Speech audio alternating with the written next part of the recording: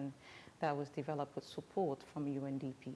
The Deputy Minister of Justice, Alpha Cisse, says the engagement is aimed at preparing recommendation for the fifth generation of the justice sector reform strategy that focuses on investment opportunities in increasing access to justice, strengthening human rights in the rule of law, and to repeal and amend outdated laws, and also to bring in laws that are gender-friendly.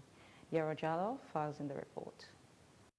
Justice sector coordination gives direction to the sector within the period specified that are geared towards supporting the country's aspiration of increasing access to justice and safeguarding the rule of law. The engagement with stakeholders gears to review and profile recommendations for the fifth generations in the public sector reform strategies for the year 2024 to 2028.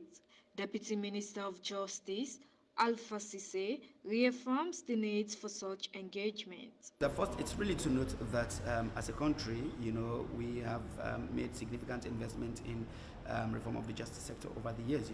When the war came to an end in 2002, Sierra Leone actually made justice sector reform a post-war initiative.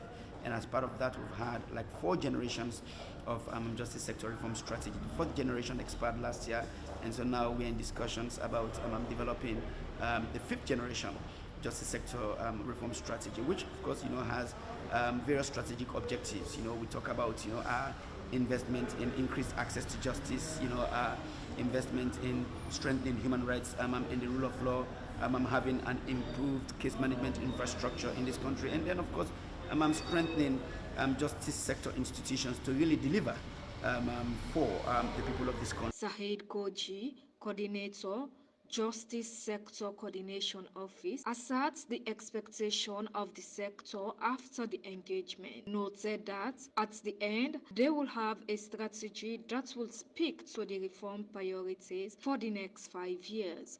At the end of this workshop, we're going to have a very comprehensive justice sector strategy. And by comprehensive, I mean it's going to capture all the voices of justice sector institutions. That's why we are very deliberate in selecting the justice sector institutions to be represented, and we ask that they nominate focal persons that are working on justice sector issues. So in the end, we're going to have a strategy that speaks to the reform priorities within the justice sector for the next 5 years. So the strategy itself that we've developed made provision for informal justice. And when I say informal justice, these are justice at community level. So how do we expand the provision of legal aid services? Legal aid services will deal with dispute resolution. People that cannot really afford or go to formal court system, the legal aid board can come to their aid. So this sector strategy has discussed how do we improve that component of it? How do we also improve the work of paralegals?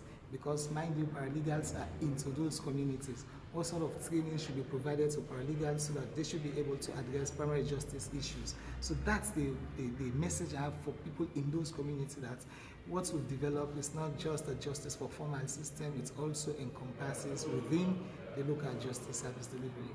The strategic plan of the reform intends to establish a planning and implementation framework that aligns with the country's national development plan that seeks to consolidate gains made in improving access to justice and increase equal access to justice for all. Yara Jallo, AYV News, Freetown.